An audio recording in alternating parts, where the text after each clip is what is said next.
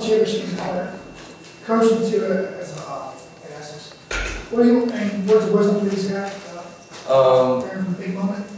No, I think the main thing is to remain confident and do what got us here. We're not going to reinvent the game right now. We're going to today and tomorrow we're going to train like we've been training throughout the last 4 or 5 weeks. I think we're peaking at the right time, and I think ultimately, that these guys have been, a lot of these guys have played at a high level, and they're a very confident group. And I think going into the tournament, it shows, and just do what got me here. That's the key. The players talked a little bit about that rough stretch with you guys, the 5-game win streak. What was it that you guys were able to do to keep it together at that point in the season and really accelerate into the postseason the way you have? Well, I think all along, beginning of the year, I told this team they're going to be measured by what we do in the tournament and if we make the tournament, not by our record, because last year we only lost 1 game. We were top 5 in the country, and I think going into the season, some guys felt, to get better, that, obviously the record was never going to top last year because of our schedule. So I think all along, the fact that we knew going into the American East Conference, we'd have to play our best soccer, we'd have to win the tournament. There was going to be no getting into the tournament on our record. Last year, if we had lost, we had a chance with our RPI to get the NCAA tournament.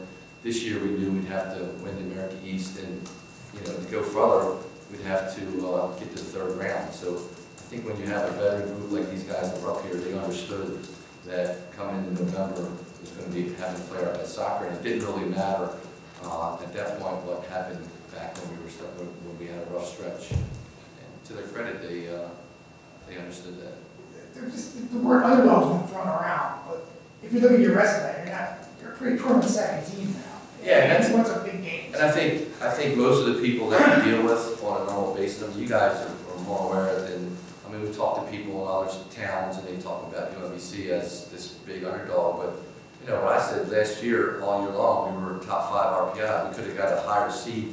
We're 1 penalty kick away from a 1 bad call from going to the next round. So with the team last year, we possibly could have went even further. So the resume is pretty impressive. The resume of what they've done at the club level in high school, and they've won national championships. And I said earlier in the year, we'll put our resume up against any other university as far as what we've all accomplished. But that went on deaf ears. So now we're there, and we have this underdog, probably because of the size of the school. And we're dealing with schools that are ACC, Big Ten, and obviously get a lot more hype. But I think that's why we're very confident. There's a quiet confidence in our locker room that we're not in awe of where we are. We're not kind of intimidated by the stage. And like the guy from Louisville the other day said to me, you guys didn't look in awe of the facility at all. I mean, we're impressed with it, but we were not in awe for sure. But again, the underdog perception, not your opposition, your vision that way. They're not going to let 10 guys on the ball. Well, I think nationally there's this, we're the underdog because of the size of the school and the conference we come from.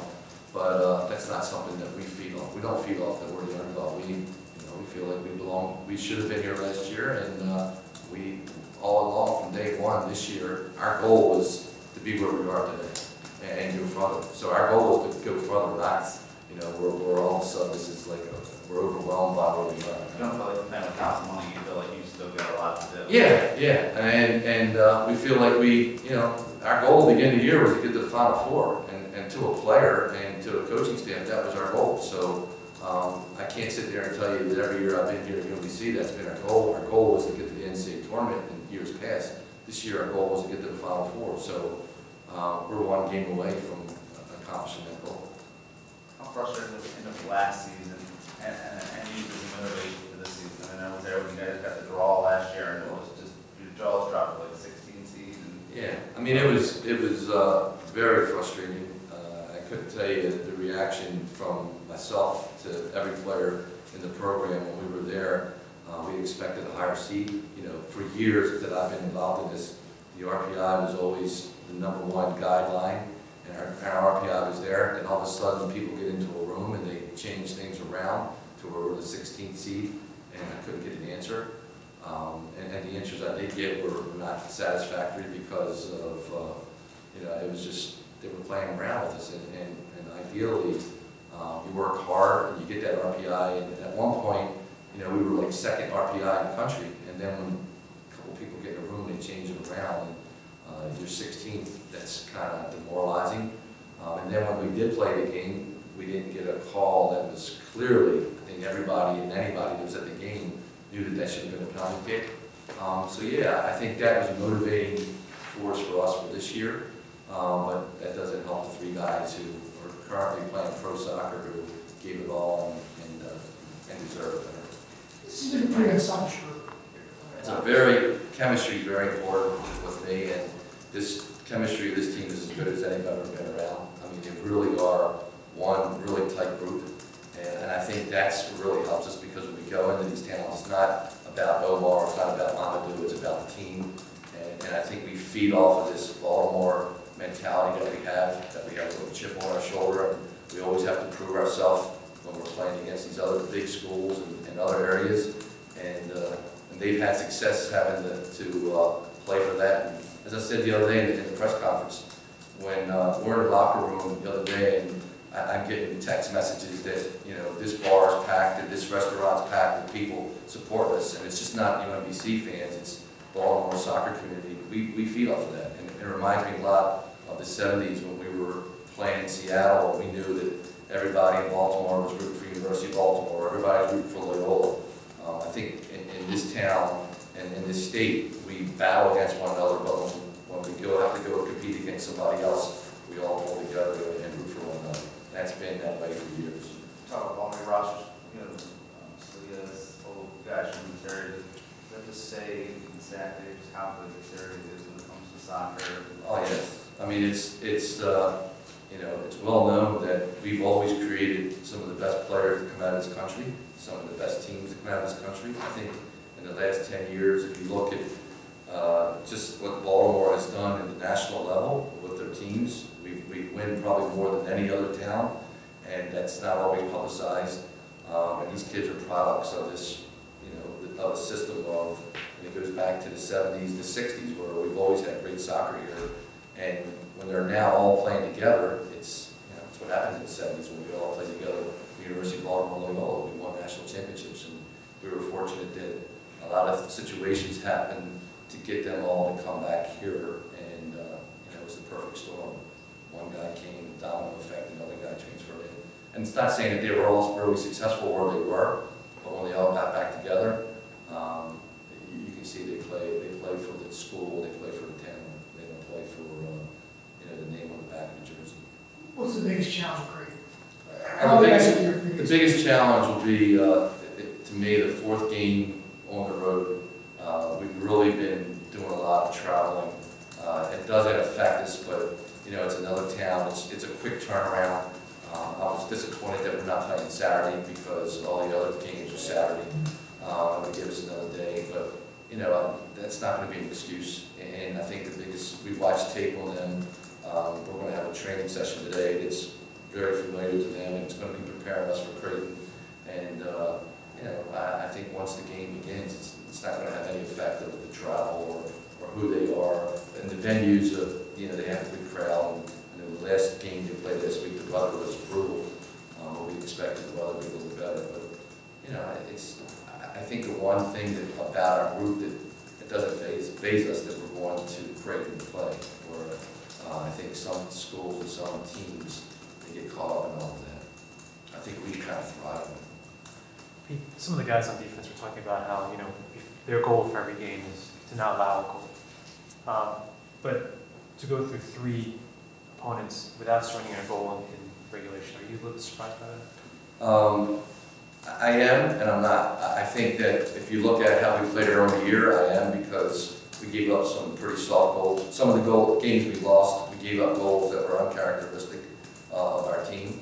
But this is a back 4, and Billy Eagler has just come into his own. I mean, he's as good as any out there in the final 8 as a goalkeeper.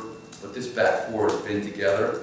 They don't get the recognition nationally as other defenses probably because they're all local kids and they don't, you know, magazines and all that are always talking about somebody else, but Omar Ballo and Marquez, I said this collectively are the best back two in the country. I said that at the beginning of the year, so they're playing like it. And I just think that when you're a senior and you played together and now you're in that lose and go home situation, you really raise the level of your game, and that's where they are. They're playing at another level right now, and we're a tough team to score on, that's for sure.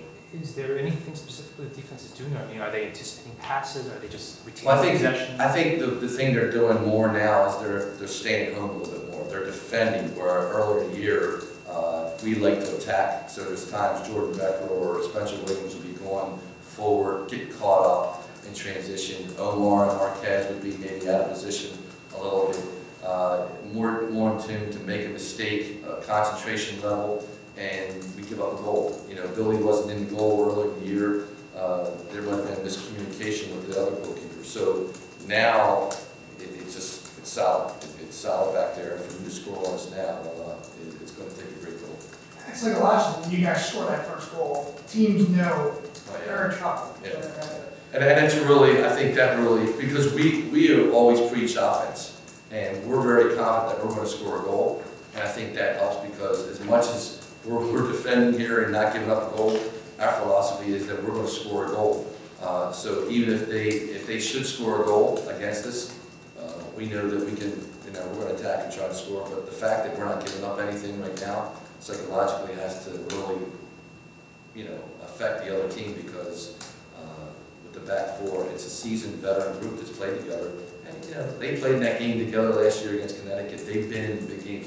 Collectively, they've been together now for a while, and they don't give up. They don't give up easy goals at the end of the year. You can see Billy looking frustrated. Yeah. What you guys said first of all. They were fouling, they were arguing, and you could see the impact it's had on them. And I even think, you know, to an effect, even Maryland, because I thought as good as Maryland played in the first half, they had to wonder what we have to do to score against them now. It was a game and a half where they had in the first half, they had much better the possession. They were going forward.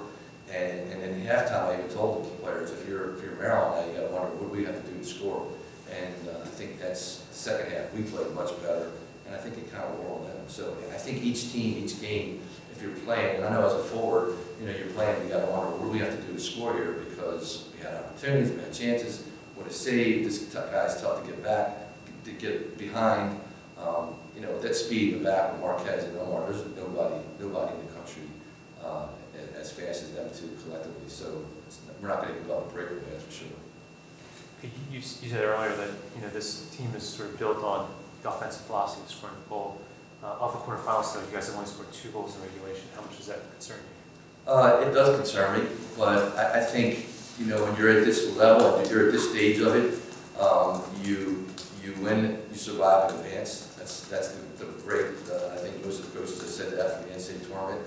And I think when you go on the road, when we play here, we're much more offensive oriented because we want to dictate the tempo. I think when you're on the road, we won't attack as much because basically the other team is, you know, it's probably, you know, it's more the onus is on them to have to come out to attack. If they want to sit back and defend, you know, we can obviously, you know, we'll accept that a little bit more. But when we play at home, we've always been that offensive-minded team.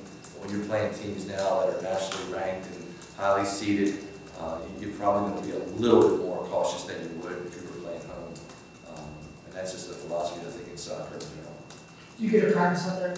Yeah, we're going to fly out tomorrow and then we'll practice there. Just be light. At this time of the year, I'm really big on saving your legs and not going crazy. And I think that's helped us for, you know, we're in and out and getting it over with.